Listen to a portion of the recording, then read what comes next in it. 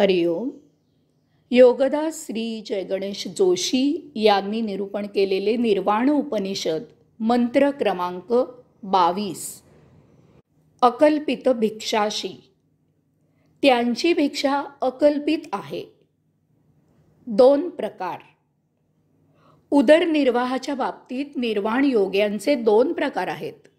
एक स्वकष्टार्जित म्हणजे स्वतः कष्ट घेऊन स्वतः काम करून आपले पोट भागवणारे, पोट भरणारे निर्वाण योगी.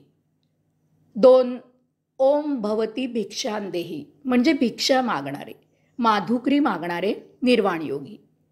या दोन्ही प्रकारात आध्यात्मिक दृष्ट्या त्यांच्यात काहीही फरक नाही, फक्त जगण्याच्या पद्धतीत फरक आहे. आध्यात्मिक दृष्ट्या दोघेही सारखेच साक्षात्कारी असतात.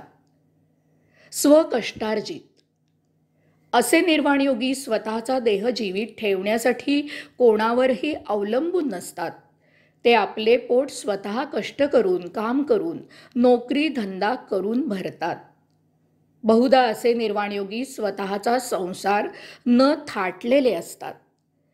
काही कुटुंबात राहतात किंवा काही स्वतंत्र राहतात. कोणी मठात किंवा आश्रमात राहतात.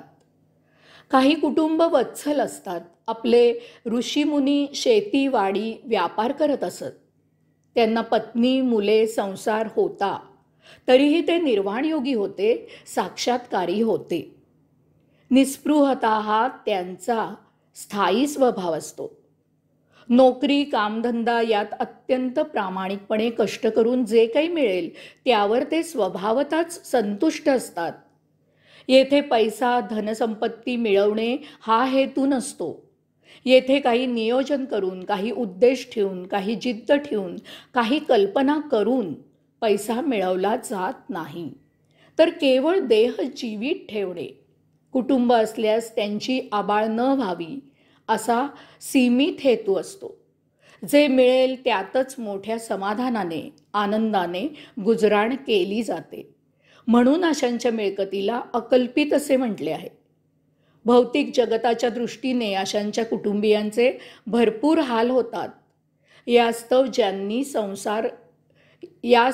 ज्यांनी संसार गृहस्थी थाटली आहे अशांनी आपल्या कौटुंबिक जबाबदाऱ्या पूर्ण क्षमतेने पूर्ण करून मगच स्वतःला योगमार्गी पूर्ण झोकून द्यावे. तोपर्यंत योग साधना उपासना चालू ठेवावी. 3 ओम भवती भिक्षांदेही. निर्वाण योगी भिक्षा मागून, माधुकरी मागून आपला उदरनिर्वाह चालवतो. आपल्याला भिक्षा काय घातली जात आहे, आपल्याला माधुकरी काय मिळणार आहे याचा त्याला काहीही अंदाज नसतो. तो नित्यदिनी केवळ 12 किंवा थोड्या घरीच भिक्षा मागतो. भिक्षेसाठी दररोज बदलत्या घरी जातो. तेथे एखादा श्लोक म्हणतो. त्यानंतर ओम भवती भिक्षांदेही अशी स्वच्छ स्पष्ट भिक्षा मागतो. क्षणभरच तिथे थांबतो. भिक्षा मिळाल्यास स्वीकारतो, न मिळाल्यास पुढील घरी निघून जातो. भिक्षा घालणारा आणि न घालणारा अशा दोहोंबद्दल त्याला सारखाच आदर असतो. तो स्वतःच्या पोटापाण्याची कधीही काळजी करत नाही. काही मिळाले किंवा काहीही मिळाले नाही तरीही तो सारखाच समाधानी असतो. म्हणूनच येथे निर्वाण योग्याच्या भिक्षेला अकल्पित असे म्हटले आहे. त्याला जे काही मिळेल ते तो संचित करत नाही. उरलेले सायंकाळी इतरांना वाटून मोकळा होतो. जे भिक्षा घालणारे असतात, जे माधुकरी देणारे असतात, अशांनाही अन्न शिजवताना काही कल्पना नसते की ते त्या अन्नातील काही वाटा भिक्षा किंवा माधुकरी म्हणून देणार आहेत. म्हणूनच अशी भिक्षा घेणाऱ्यांना अतिथी म्हणजे तिथी वार वेळ न सांगता न ठरवता येणारे असं म्हटलं जातं.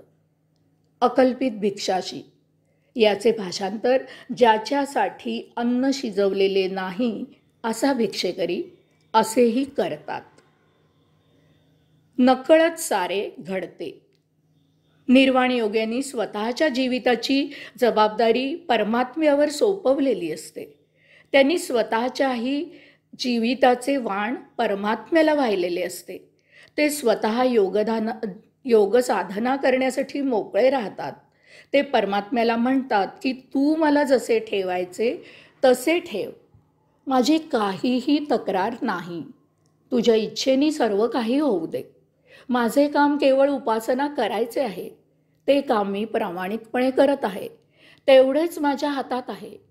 माझी सेवा चुकत असेल तर माझ्याकडून ती चूक दुरुस्त करून घ्यायचीही जबाबदारी तुझीच आहे. माझी वाट चुकली असेल तर योग्य वाट दाखवण्याची जबाबदारी तुझी आहे. मी मला योग्य वाटत असलेल्या वाटेने चालत आहे. मला योग्य मार्गदर्शन कर किंवा तुला पाहिजे तेव्हा तुझ्या मर्जीने तू त्याच वाटेवर घेऊन मला भेट. ती जबाबदारी तुझी आहे. तू अनंत आहेस. अनंतात संचार करत आहेस. तू अदृश्य आहेस. मी तुला शोधायला असमर्थ आहे. माझी सेवा रुजू करायची की नाही, रुजू केव्हा करायची, कशी रुजू करायची हेही तूच ठरव. अशा प्रकारे निर्वाण योग्यांना परमेश्वराकडून कसलीही अपेक्षा नसते. अगदी साक्षात्काराचीही अपेक्षा नसते. त्यामुळे एक मजेदार घटना घडते. त्यांचा साक्षात्कारही अकल्पित असतो. ते नित्य उपासना करत असतात आणि एक दिवस त्यांच्याही नकळत त्यांना ते दिव्य अद्भुत दर्शन होते. त्यांच्याही नकळत त्यांना साक्षात्कार होतो.